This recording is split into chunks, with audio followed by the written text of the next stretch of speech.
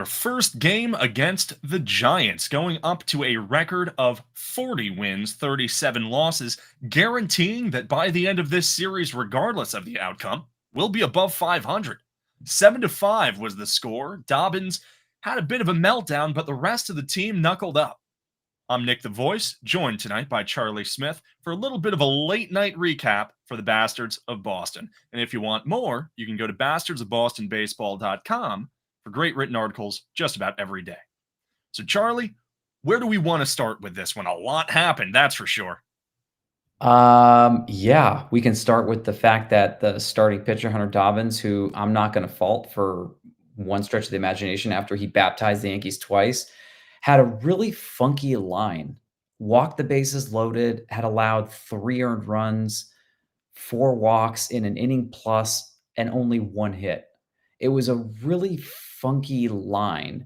And truth be told, I was pretty annoyed in the first couple of innings, to go down that quick 3-0. But the atmosphere with this team has changed dramatically with the loss of one player. Of course, the return of Wilyer Abreu, and that was very, very welcome after, his offensive output today. But, Dobbins just didn't have it today. At one point, they said he had 13 pitches in the inning, only one strike. But I think it was just unlucky. And you know what? I'm not gonna say anything bad. I know that I can sometimes be negative just like everybody else here, but I mean, who isn't with this team right now this year? We were able to do what we need to do. The atmosphere is a little bit more positive, and even our starter who allowed 4 earned runs in 4 innings and walked 5 didn't get the loss. So I'm happy. What about you? What was your initial take from this? Although Dobbins had a meltdown, you can say that the starting pitching just wasn't there tonight. But from Sure, every other aspect of the game, this was probably one of our more complete victories, I would say. The I bullpen really agree. knuckled down. Zach Yep, Kelly showed up. Bernardino had a great inning.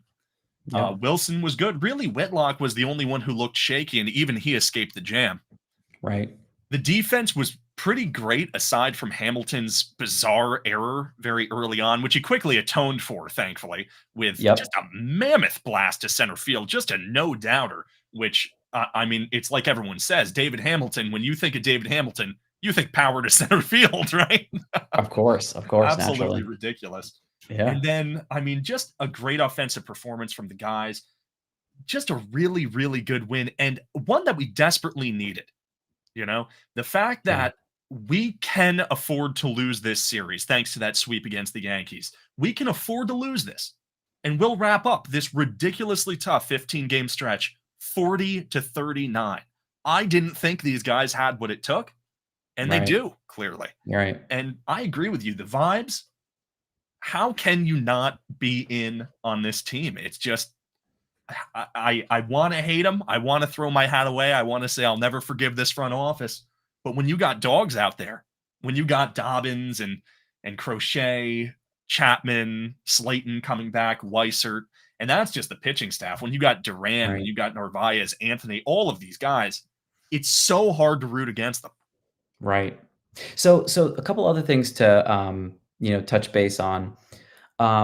Your bullpen came out, struck out 7 over 5 innings. You did have to use 6 relievers, so that's a little bit of a cause for concern. Bernardino did come in. There was, if I'm not mistaken, there was one inherited runner, and he allowed that runner to score. Mhm. So that's still a little bit of a problem. But again, you have a very, very taxed bullpen. So that's one point. Point number two, I said I would not cheer for, or not, that's not the right word. Not that I wouldn't cheer for this team, but I wouldn't believe in this team like until they start to win again. I'm starting to believe again. And I didn't think I would this quick. But if the Red Sox don't win this series against the Giants, the narrative is the Red Sox can't win without Devers. And there was a stat that kind of came to play that Rafael Devers, when he was here in Boston, had 54 RBIs in 64 games. I have to double check that because I want to make sure I'm not misspeaking. My apologies, 58 and 73, but we all know how he started the season with, 0 for 20 and, like, 20 strikeouts almost. It was really, really bad. So, give or take, like, 3, 4 games, 58 RBIs, 68 games. It's almost a one-to-one ratio there, 1 RBI per game. We at one point had the second most one-run losses in Major League Baseball. I think only to the Chicago White Sox, who are a dumpster fire of a team. And so the narrative would have been, "Oh, the Red Sox lose. They drop 2 of 3. They lose 2 of those 3 games by 1 run." Well, if you had Rafi Devers in the lineup, you at least maybe have a chance to tie that game, maybe go up by 1, you would have had it. But the Red Sox were able to take this game, a crucial game, a must-win game, even if you lose the other 2. I don't care if we lose the series, as crappy as that may sound. You won game 1. You won a game without Devers.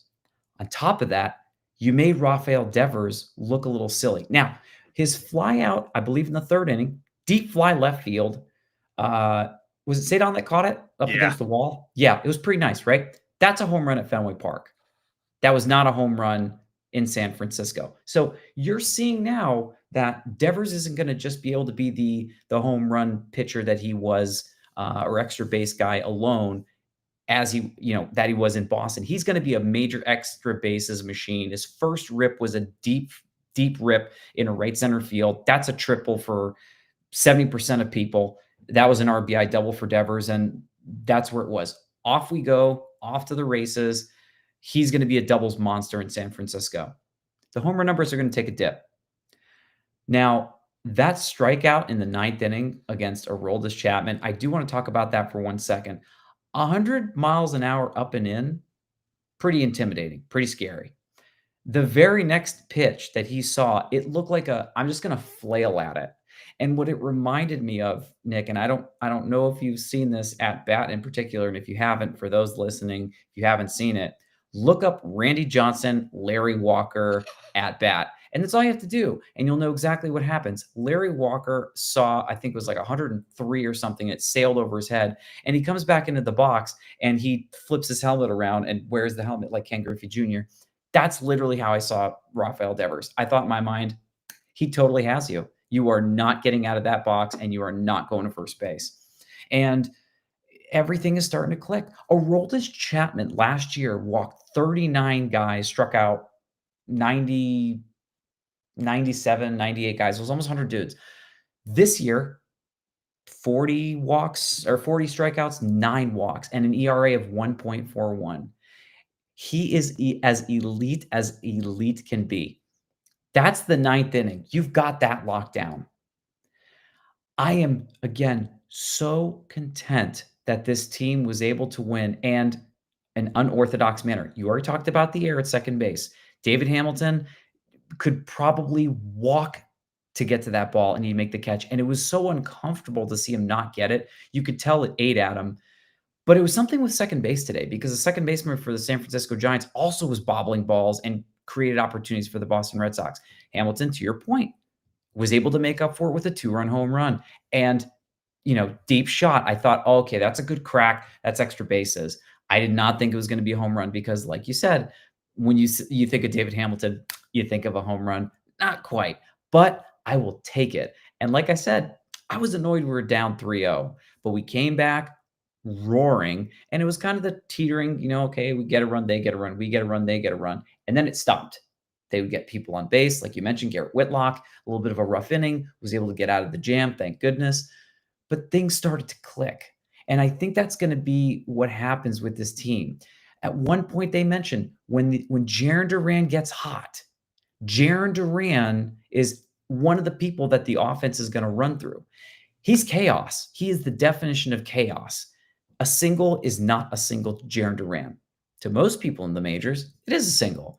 To somebody like that with wheels for feet, it's usually 2 bases. And he had this really nice move where he's, second baseman, shortstop. If they get to second base, they can't block the plate anymore. That's out. That's out.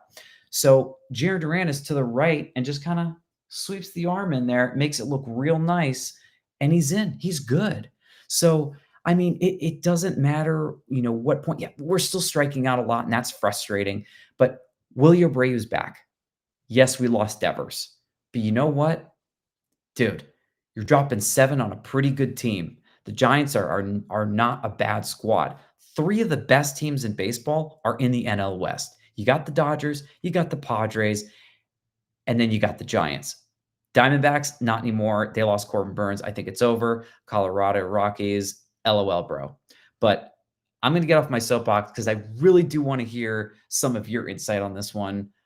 I think we're going to have some mirror imaging comments. Oh, without a doubt. I think what stands out about this game to me is this is a game that I think no matter what your fandom is, no matter which of the 30 teams you're a fan of, this is a Sure. game to watch. This was electric. Absolutely. It was just Yeah. a back and forth grudge match, knockdown, and we actually saw something right at the very end, which was very interesting, which was Chapman getting Flores out. I think he Mhm. popped out, He and popped out. then the benches started to clear. There was some ugliness. It It was looked like weird. Flores said something to Chapman. Chapman initially was sort of de-escalating it, but then it seemed like he sort of came out. Very, very interesting stuff. And I kind of love that energy. I I do. love a team that has that willingness to fight. And like you said, with Dobbins going down, this is like one of those games that I think was very reminiscent of early in the season. But back then Mhm. we didn't come back. Tonight We we did did. not. We We did. took Hayden Birdsong, who has been very good this year. He's very young, has a lot of upside. I think he's about 23. Definitely looks it. He's very baby faced. Right, And right. he's been great this year. And we Yeah. really took him to task. I heard something on the broadcast that in the first 3 innings of the game, he had like a .56 ERA or something like that. Oh, wow. Yeah, and we pounced Oh, right wow. on him in inning 3, so that was really great to see. On Right. top of that, we tacked on with the bullpen.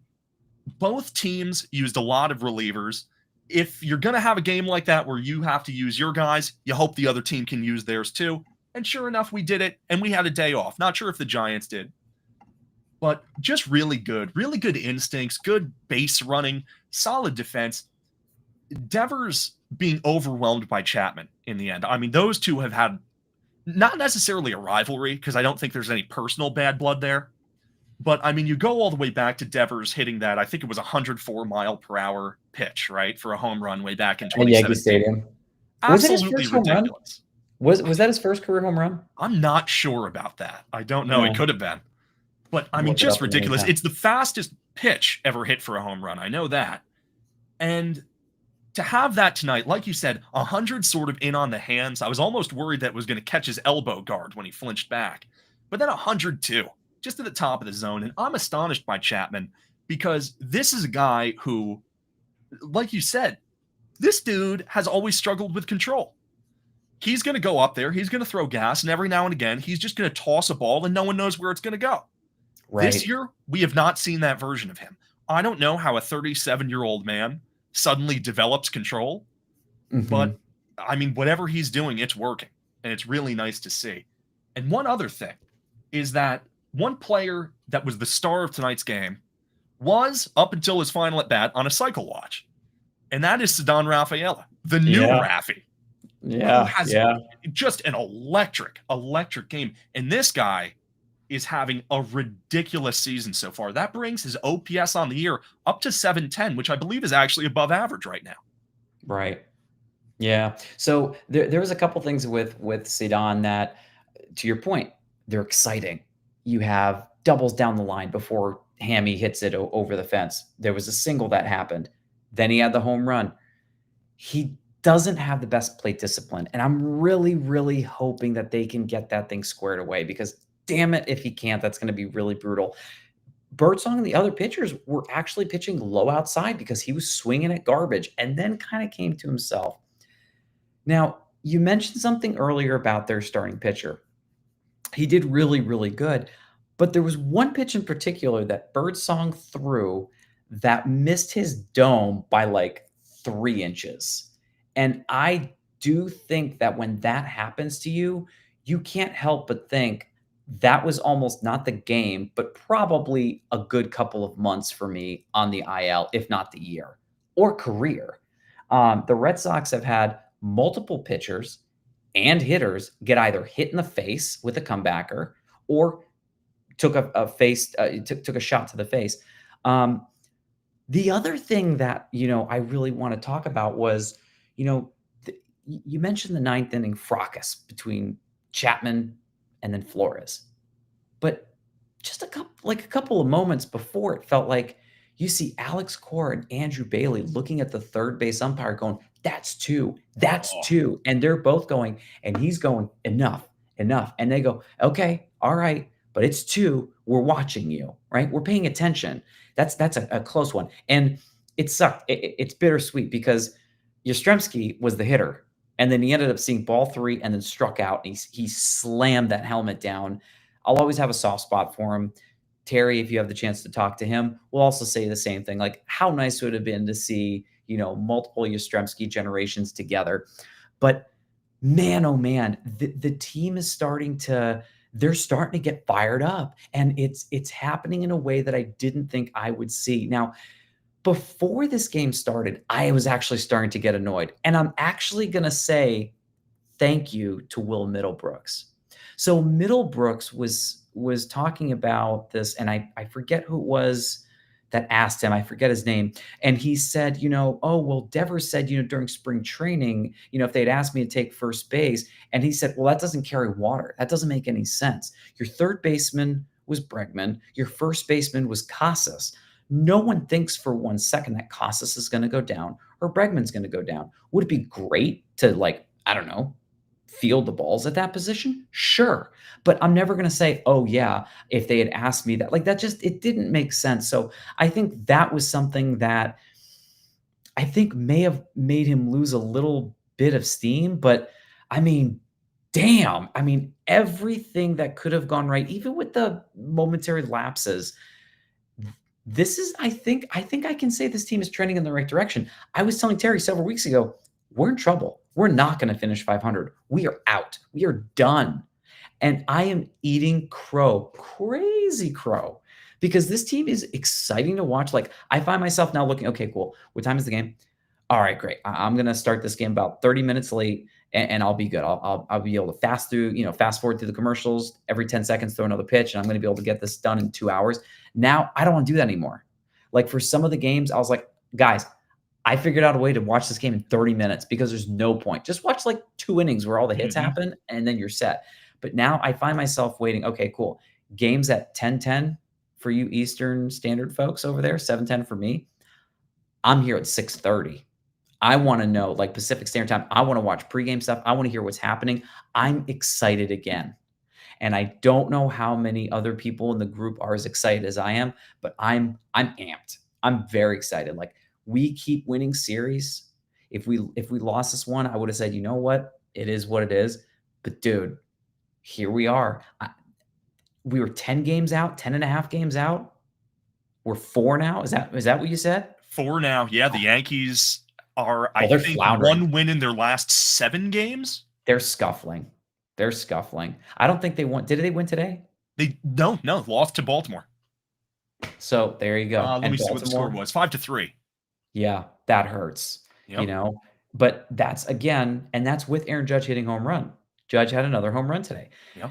This team cannot, I mean, you're seeing now more than ever, your team cannot depend on one guy. It doesn't work. The loss of Soto dramatically hurt this team. Garrett Cole, yes, in the rotation, dramatically hurt that team. But I mean, you're starting to see like little things get put together and it's all working out. I think, if I'm not mistaken, was it Roman Anthony that sailed that past Birdsong? I think it was Anthony. I I don't remember. you might be right on that. I He think it was smoked the Anthony. ball. I He know he hit smoked a it. ball, I think 112 miles per hour. And that I don't think that Birdsong after that was feeling good. You might be Was right. feeling That could good. have been a turning point if you go I think back in this so. game. Because 'Cause you're right. Point 0.5 ERA through 3 innings. I didn't know it was that good, but Yeah. jeez, he got worked. But, He really did. Got knocked out, let me see, after 4.1. So only yeah, one more out than Dobbins. Gave up as many earned runs, as many unearned runs too, funnily enough. They had a very similar game in that regard. Dobbins, right, no swing and miss stuff tonight, which definitely right. is a bit alarming to see from him. But he's a rookie, and this is a guy who I get the feeling like he just cares. He cares a He lot. does, He he wants to does. come out here and he loves being a Boston Red Sox and he wants to just annihilate these teams. And it's a long flight out to the West Coast. Sure. Stuff's going to happen. Absolutely. This team is just electric. It's like you said, I'm eating crow too, and it tastes delicious, quite frankly. It You does. go back a couple weeks ago, and you'll hear me on air saying that this 15 game stretch, I was talking about it as it was approaching. And Mhm. I was saying, this has a chance to bury us. The Yankees and the Rays are going to absolutely put us in the ground and we will never recover. We're going to be Right, selling by the end of the month. And right. these guys have simply refused to yield and they're looking better and better. I have a Right. lot of faith in a lot of the dudes on this team. Mhm. Christian Campbell being optioned. Maybe we should talk about what we think about that. But I think it's the best thing for him I agree. because his swing just wasn't working. The discipline was there. He was walking a lot. I think at least up until recently, I'm not sure if he still was, but leading the league among rookies in walks. But the mechanics on those pitches inside, it just wasn't working for him. So I think that going down and getting into that just low pressure environment, the idea that we can step away from the majors, don't worry about winning, just work on your swing, work on your defense, get a little more comfortable.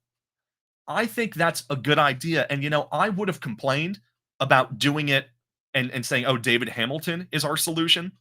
But tonight, we may very well not win this game without David Hamilton, as ridiculous as that is to say. So, at least for tonight, that's perfectly fine with me. Yeah, so when it came to Christian Campbell, they were talking about the fact that he got optioned. Devers obviously got traded. Wilyer Abreu came back. Campbell was the rookie of the month for April, right? Tearing the cover off the ball. First couple months, 18 runs. Last two, he's only scored 6. Walks. He was drawing, let's see, I believe, all right, 19 walks in the first month and change. Last 2 months, 10. So not the craziest, like, oh wow, okay, cool. That's kind of interesting. That was almost 20 walks in 1 month as opposed to half that number in double the time. The other issue is his discipline that you were talking about.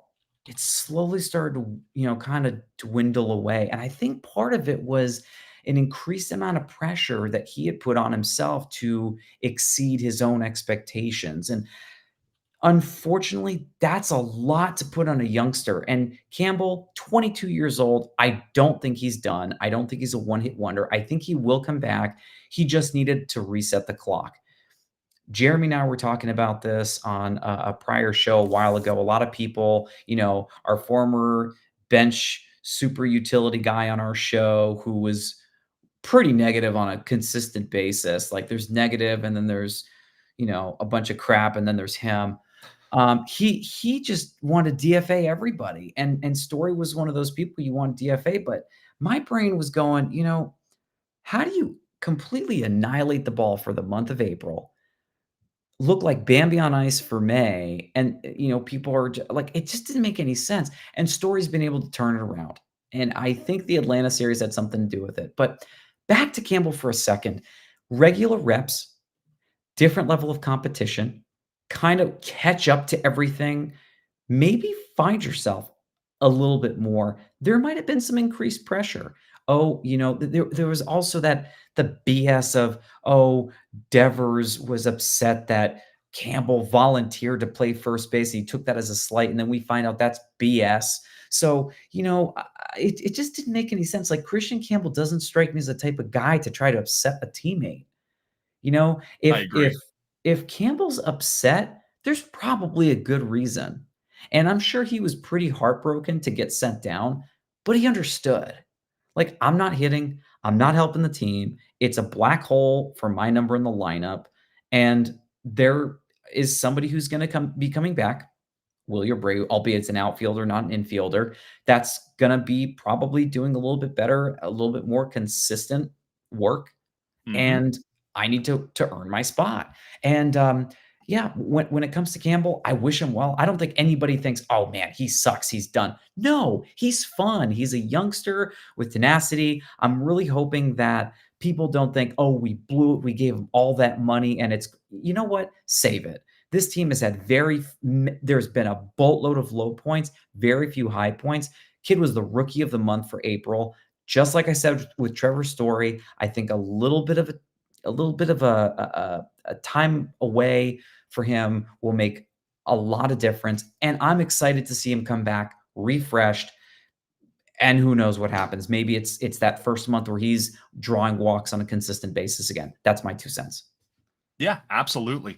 I mean, like you said, he's 22. He's so young. They're going to work on his mechanics. He's going to come back in a few weeks, maybe a couple months at most, Right. and he's going to look good as new. He might even look better. You can't count a kid out. I think anyone who does that is being very short-sighted. I Right. understood the DFA story stuff. Just I nearly called him short story. That's he does Short play it story. short, I suppose. But Yeah, yeah. I got it.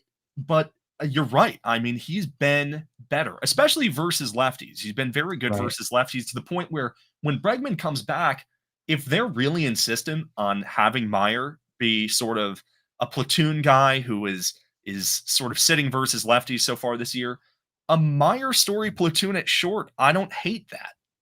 But speaking of platoons, Mm, Cora tonight, as much flack as I've given him, and as much criticism as I think all of Red Sox fandom has had for him this year and in previous years, this guy made some good decisions tonight. He seemed to have a good feel for the game, and he seemed to be, and I don't want to sound too conspiracy brained. I'm not going to suggest that he's happy Devers is gone. I know that some people are going to go in that direction, but he looked checked in tonight. And a few weeks ago, we were talking about how checked out he looked. He was all smiles. He was fired up. The umps were brutal tonight. There were a lot of weird calls, especially on check swings. I think there were 3 or 4 controversial check swing calls where, and that's exactly what you were talking about right at the end, where Cora and Bailey were losing their minds at the ump. And right. I was astonished they didn't get tossed there. I Right. mean, kudos to the ump for saying, you know what, there's one more out or whatever in the inning. It's a close game. I'll let them bark, but you guys got to back off. But they were fired up. And, again, a little after that, Cora came out of the dugout, just spoke with the ump a little bit. He was invested. And one move that he made, or rather didn't make, which I really appreciated, was he didn't take Abreu out versus a lefty. We had the lead. Abreu, obviously, his defense in right field is vastly superior to Ref Snyder. And so Cora didn't overthink it. He said, there's one man on. I'm going to let Abreu hit here. And what did he do? He got a hit versus a lefty. That's the type of growth I want to see from these guys. And this was a huge game back for Abreu.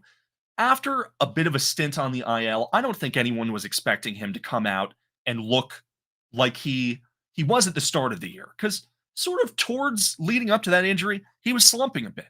But tonight was a massive game back for him. Just really, really good. Only 1 strikeout, 2 hits, including an RBI and a run. You got to love that. So I want to take it a step further.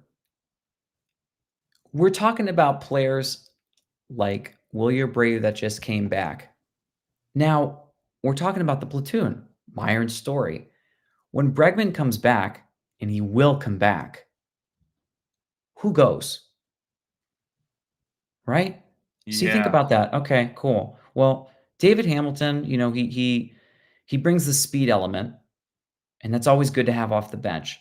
So I almost feel like he might be safe. Meyer's been torching it. 2-homer game at home, and he's been hitting the ball well, has been playing an elite hot corner, has been playing superb. That little kind of funky bobble at third base, I think he's here to stay. You have Roman Anthony, who's been struggling, hitting about a buck. I think there's a chance that maybe he's the odd man out and he gets sent back down to AAA. As crazy as that sounds, if you have the choice of keeping Bregman or Anthony on the team, I don't think there's a question. And there's gonna be people that argue and say, it should be Hamilton that goes. But if you don't have that, elite set of wheels on the bench in the unlikely event that you need them, you're gonna be hurting. I mean, the team almost had 2 40 stolen bases guys last year in Jarren Duran and David Hamilton. And I thought there was a pretty good chance it was gonna happen. It's never happened in Red Sox history. I thought last year was gonna be the first time. I don't see it happening this year, although Jarren Duran is gonna, have one of those hold my beer moments, I'm pretty sure. I I'm really curious to see how the next 2 games go because I think depending on how the Red Sox do in the next 2 games, I may double back and say, "You know what? I said the Red Sox before the season started, the Red Sox are gonna win. They're gonna win the American League pennant." And then some games happened and we started playing like crap. And so far this month, 4 and 4. We've won 8 of our last 9, I think 8 of our last 10, whatever. I think if we can take this series, if we can sweep the Giants, and I'm not saying that it's possible, but if it does happen, I'm willing to go back on the record and say, "You know what? Miracles do happen. Maybe the Tigers don't have it this year, and the Red Sox have a chance to go back to the World Series this year." I'm gonna go in long ball here and say it. I've been wrong before, but I'm just going long shot here. And I could be on Lonely Man Island. Before the season started, where did you see the Red Sox? Yeah, I saw us as not even a dark horse. I saw us as challenging the Yankees and the Orioles for the division. I at least thought we were going to be a wild card team, 100%. Right. So I think it was Terry. I think it was Terry and myself, and we said Red Sox are going to win the division. We're gonna win the American League pennant, and I'm pretty sure we both said Dodgers. I could be wrong. I think the Dodgers are gonna take it this year. They're the most overpowered team. It's the best team we've seen in 125 years. Um, it's literally an all-star team. In fact, I think you should probably put the best team you can against the Dodgers and have that be the all-star game or the World Series for that matter. But I'm being course corrected here. So Terry did say Phillies. I apologize, Terrence. But yeah, I mean, this team is doing things that we didn't think were possible, and they're able to make major adjustments. So, first series against the Yankees, right? 3 game set. We outscored them 20. I tweeted about it. I was like 27 to 24, 27 to 23. The next time did not have the Red Sox sweeping the Yankees 3 games to none and outscoring them 8 to 4. Did not have that in my playbook on my bingo card, right? So again, I think, okay, of the players that need to make the most impact for me, I'm thinking, okay, Wilyer Abreu, if he can come back and really catch lightning in a bottle, that'd be great. Bregman, when he comes back, I don't anticipate him dropping off. I think he's going to keep, tearing it up. And then as far as pitching goes, there's only one pitcher that I'm really hoping can flip it around, and that's Walker Bueller. Oh I'm yeah, shocked. I am shocked that Walker Bueller is doing what he's doing because people thought, "Oh, he's a lock." Giolito, he's gone.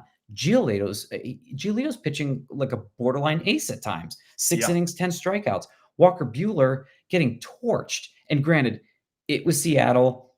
Uh, Cal Raleigh, who's leading the majors in home runs with 29, hit a grand slam against them. That sucks. When you get a grand slam hit against you, that nerfs your game in its entirety.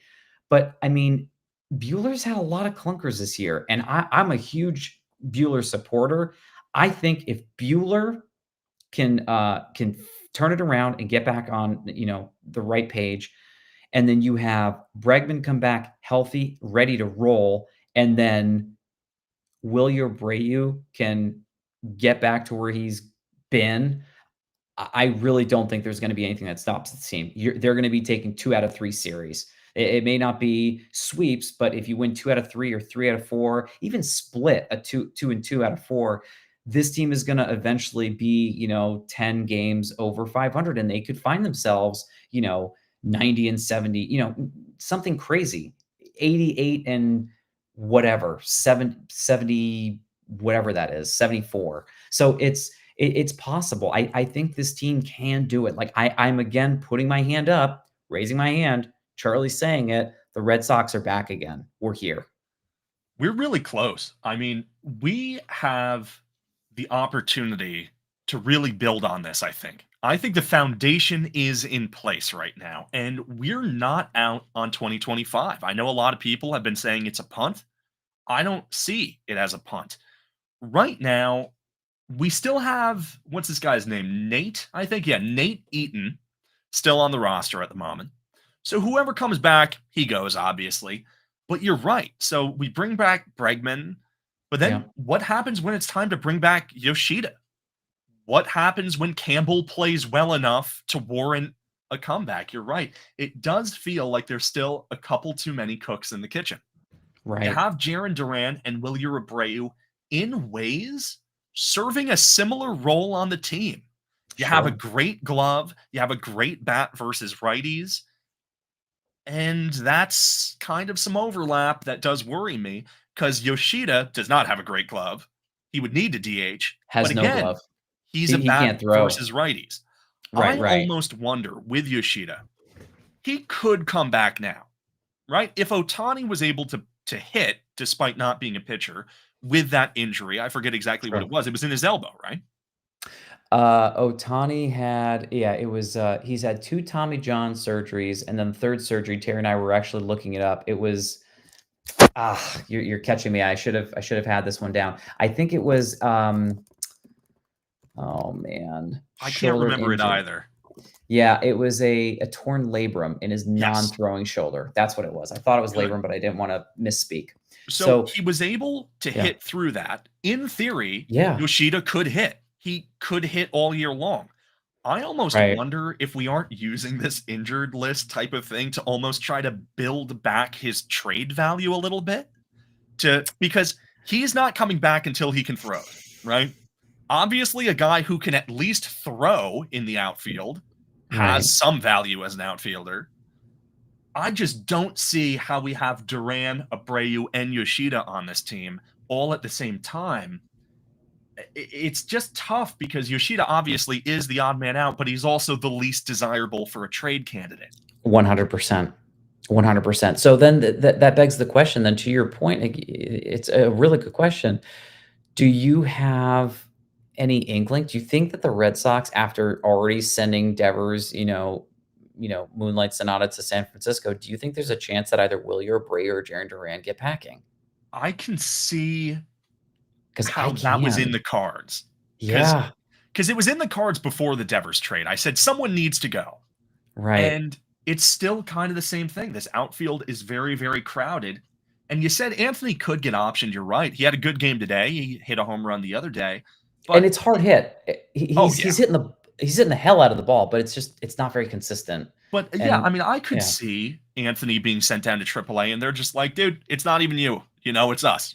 We're stacked right now. We're Right, right. crowded. Just take Yeah. your option, go back down, work out with Campbell. Say hey to all the guys down there again.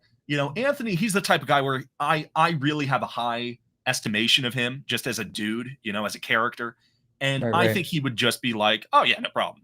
I think he'd get it. Sure. He strikes me Yeah. as the type of guy who would get it. And he strikes me as a dog who's going to work on his stuff. But I think this offense has what it takes, especially with the guys getting healthy. I think what the pitching staff needs, because I have a lot of faith in this bullpen, especially when Hicks comes back. I think he's dealing with some inflammation in his toe right now. Once he comes back, I can see him being a nice high leverage bullpen arm. And we kind of have an abundance of high leverage bullpen arms. Maybe he We would do. bump Whitlock down to a lower pressure situation. Whitlock was looking very good in his past several appearances, but then tonight looked very shaky, 3 base runners. It, Eh, it's it's interesting though. I think that right. we have that depth, and that's a great thing to have. The one thing we need is first off to have just in general our guys stay healthy.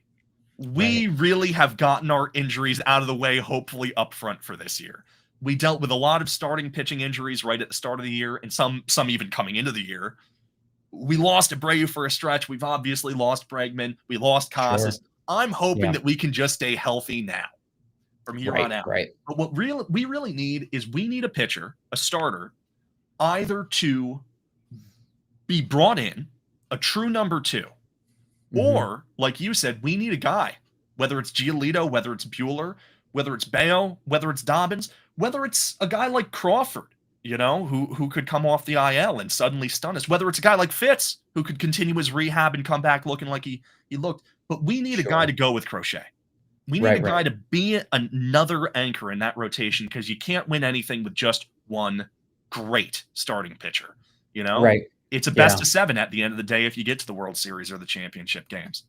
Yeah, yeah, yeah. So, and here's another thing too. We talked about today's game. It wasn't, it wasn't pretty with the starters at all for, we're not even going to try to pretend, but Dobbins in his first game with the Yankees, I think it was, did he pitch 5 innings or five and a third? I can't I remember. think so. It was something like that. Zero strikeouts.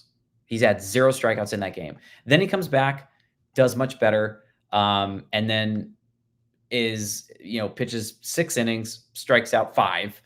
And I'm thinking, okay, cool. Pitcher made the adjustment. Pitcher's reading the room, changing up the game because he's not a guy that's like, okay, I'm going to go 5, 6 innings and I strike out one maybe. No, he had struck out 4 or 5 a couple of times, but he struck out 7 Orioles earlier this year too. So it's one thing where we've talked about it. Is Hunter Dobbins the second best pitcher in your rotation? I don't know if I would commit to that, but I would say that I don't mind seeing Dobbins' name in the rotation. I don't mind seeing Bayo's name in the rotation after the last performance he gave. Absolutely hold my six pack, forget about my beer. And Right? I believe he's going tomorrow. Yes, he is. I think he's on the pitchers, one of the pitchers for tomorrow. So that's actually one thing I'm really excited to talk about. So starters for tomorrow. Who do we have?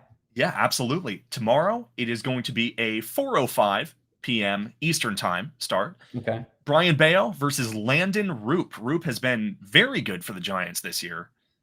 I mean, so was Birdsong, though. Overall, the Right. Giants, I would say their whole rotation looks pretty nasty.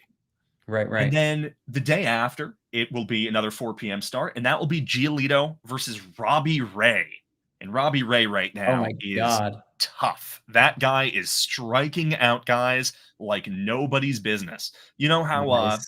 what is it? I think the Red Sox do it with the Jimmy Fund, right? Like for every strikeout, they donate some amount of money to the Oh, Jimmy yeah, Fund. yeah, yeah, Robbie for Ray would sure. be emptying pockets if he was pitching on Oh, this nice. team. He's a He's beast right now. 97 strikeouts this year. Good wow. K per Yeah. nine, well-rounded pitcher. I mean, this is going to be a test for us, but I almost Right, like the test because ultimately, tough opponents show you who you are. I don't want to be right, one of those teams that sneaks into the playoffs and gets bounced in the wild card. You know, right. if we Yeah, yeah, reach yeah. there, I want us to really contend. And I kind of love that Bayo and Giolito are going these next 2 games because we're going to see exactly what they're made of. Right. Robbie Ray, I mean, that's a name I feel like I haven't heard in a couple of years because he's Yeah. been injured. He hasn't been able to put a quality season together, but I remember when Robbie Ray was in Arizona, I was like, "Please, Boston, please get this guy, please. For all things that are holy, please get this man." They didn't end up getting, Ray. It just ended up happening. So Bayo is pitching against who? What's his name? Landon Roop. Okay, I don't think I know him. He's And pretty young. then I think he came up last year with the Giants. okay, and then Robbie Ray is pitching on Sunday against who for us? Giolito. Giolito. Okay, cool. Um, who do you have winning the Red Sox, or Red Sox or Giants in game 2? You know, I don't even say this to be a downer, but I really think we drop this series. I think Devers is due for a home run, Really? due for a good game. I think we drop the next 2, which is why I'm so happy that we took game 1. Okay. I haven't full transparency, I have to look at this guy's line because I don't know. I don't know this pitcher that we're facing from San Francisco for game 2. Because of that, because I don't know him, I'm assuming, okay, Bayo's just gonna build on what he's done, and I could be completely wrong. He could get shelled, right? Just like Bueller, but I'm hopeful, right? Robbie Ray, if he's pitching as well as he has, I think does have an edge, even though Giolito did spend several years in the National League before. I think it was 2 years with the Nats before he came to Chicago. I'm not 100%. But ah, God, that hurts. Let's see. I think we're gonna beat Roop. I think we're I gonna hope win so. game 2. Dude, I think we're gonna win game 2, and sadly for Giolito, man, this hurts. I really wanna say sweep, but I'm sure that's gonna be really hard to do for the Red Sox, so I'm gonna say we split the remainder of the series, but that's good enough to say that we won it. So, the Red Sox are gonna shock the Giants, and they're gonna win game 2, they'll drop game 3. I know we typically pick wins and losses based on the starting pitchers, but if Robbie Ray is really doing damage like that, I mean, it's going to be hard to say no, he can't do it. Giolito does have 12 innings in his last 2 starts, only allowing 1 run not earned with 14 punchouts. There is Yeah. that. I mean, if you So, really look at it, Giolito has had really 3 bad starts all year, yeah. and You know that's what? pretty much Screw it. it. I'm calling sweep. You're I'm going calling for it. the I'm sweep. I'm going sweep here. And you You know know what? what? I love Lori, that. if Lori, I know she's listening. She's probably listening right now going, "Charlie, no, no, no." I'll get a message on Twitter and a DM saying, "Why would you do that?" But I think it was somebody else. If I picked a sweep, I don't think it was bad, but Terry or somebody else, if they picked a sweep, they wouldn't get it. I'm gonna do it. We're gonna test it out. I mean, we're seeing weird stuff already this game. It's a weird park. It's you never know with the wind. Guys Right. like David Hamilton are hitting home runs. Anything Right. could really happen. I know both Ray and Roop this year, both of them have been pretty low home run per nine guys. I'm sure that pitching in Oracle probably has something to do with that. Absolutely. Yeah. But I like your pick versus Roop. I think he's a good guy to jump on because over the Sure. past many years, and I have no numbers to back this up, but purely from a vibes stance, right? It feels like the Red Sox have just been a very, very good team at shocking young pitchers. Right. So I think we have a shot. Here's the other thing, and one person just brought this up. So, George White, I'd like to personally shout you out. And this is something I want to talk about too. The Red Sox beat the Giants without Rafael Devers. The Giants added Rafael Devers and still lost. Yeah, So, not only were you desperate for the biggest left handed power bat your team has had since Barry Bonds, you literally just took a player from the team you're facing and you lost the first game. So, truth be told, who's going to know you better than your team? Nobody. And of course, 0 for 5, you strike out against one of the, most dominant closers in baseball right now. But I mean, your big midseason trade during the year acquisition, whatever, was a complete non-factor. You literally could have put any other player in there, regardless, wouldn't have mattered. that's true. And here's the thing, Devers is not a bad hitter. We No, know this. 500 career extra base hits, 215 home runs, something like that. As a member of the Red Sox, I think is what they said. Credit Obi for that one. But you know what? Singles and doubles are going to be his like haven in San Francisco. I don't. I can't picture him being the Barry Bonds-esque McCovey Cove visiting, home run hitting monster that he was. I just don't see it. Like he's always been the sprinkle it around the park, like some to left, some to center, some to right. But his numbers are going to take a hit. And here's the thing: if Devers gets shut down for the next 2 games, there's a pretty good chance the Red Sox not only win 2, but they sweep. And mhm. Robbie Ray could pitch out of his mind, and the same thing could happen with Giolito. But right now, I think I still like the Red Sox offense more than the Giants right now, even with Devers there, who can't he at least against the Red Sox. At least against the Red Sox, I think the Red Sox have a very, very good chance to break some hearts. Well, to your point about Devers, first off, you're right. Tonight, he was an absolute non factor. The Giants had 15 base runners, 7 hits, 8 walks. Right. Devers was not a single one of them. He Not a wasn't able to one. get a single RBI, not even a sac fly. So I think with Devers, what we're going to see with him becoming a Giant is can he adjust his swing? I think he probably can. He I think he's will. probably going to start pulling more, and he'll probably start to, really become a beast of the Bay. I can see that. But, Mm, to your point, not just about Devers, but about Barry Bonds and what you said earlier about how, like, one guy like Aaron Judge doesn't make a team. The Giants didn't win 3 World Series in 5 years until they got rid of Bonds. that's I'm true. not When was saying that they're, right. that Bonds wouldn't have helped that team, Sure, but sure.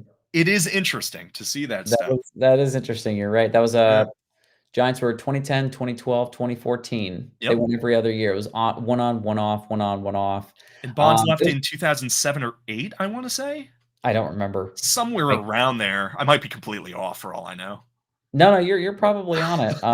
But you're totally right, and this is an interesting baseball season because it's very rare that you have almost all the sexy names playing in one league. Almost all the fun names are in the National League, and predominantly either the NL East or the NL West.